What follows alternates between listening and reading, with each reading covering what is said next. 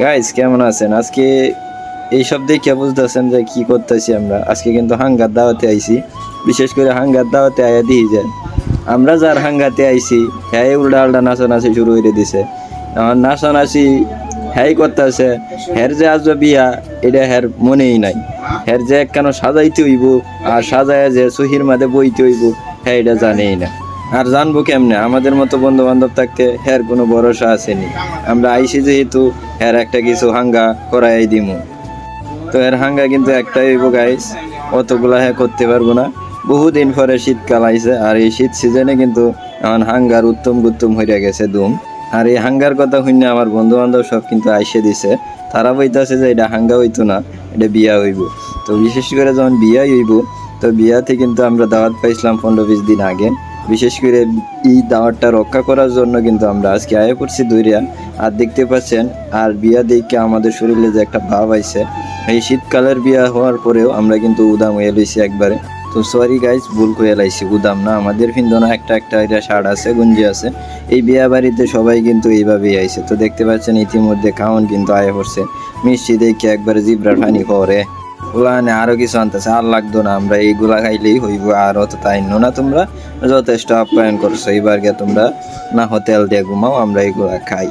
তো যখন এইগুলা খাওয়ার কথা কইছি তখন আমার ক্যামেরাম্যানে কইতাছে যে এইগুলা তোর খাওয়ার লাগে আনে নাই, এগুলার নাকি দিয়া দিয়া মুহ টেস্ট করাইবো বউয়ের। তো দেখতে পাচ্ছেন আমার সেই কমিন বান্ধবী আয়া বয়ে রইছে।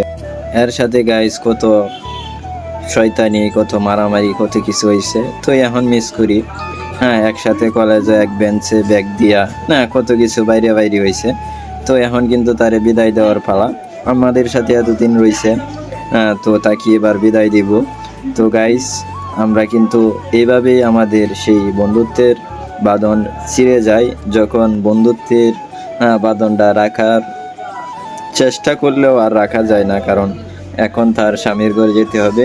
আর আমরা যদি চাই তাকে ধরে রাখার, তবুও পারবো না।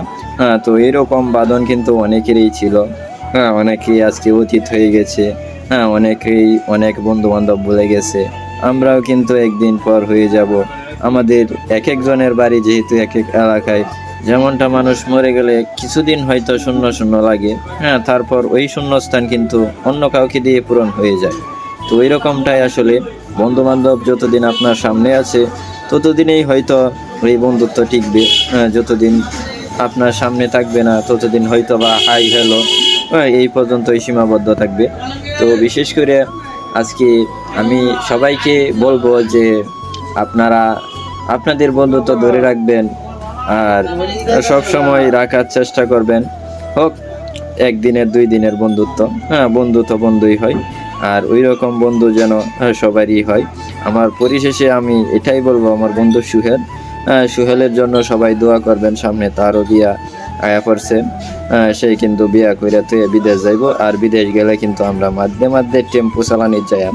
তো গাইস ওই টেম্পো চালানিটা কিন্তু আপনারা মাইন্ড করবেন না, কারণ ওই টেম্পো চালানিটা তারাই বোঝে যাদের প্রবাসী বউ আছে। তো প্রবাসীদের বউ মানে আমাদের ভাবি। তো ভাবিদের সাথে একটু আধটু টেম্পো চালাইলে ওইটা কিন্তু কোনো ক্ষতি হয় না। তো এইটার দিকে সোহেল কিন্তু বলতেছে হা হা আমি দিতাছি তোর জন্য। তো দেখতেছেন হ্যাঁ খাইতাছি কিবে। তো হ্যাঁ খাওয়াতে কিন্তু আমার মোটামুটি একটা শরীরে ভাবাইছে বইলে কিন্তু ইডাম আছে। তো বিশেষ করে আমার ওই পাশে যেটাকে দেখতেছেন ওই কিন্তু লুচ্ছা।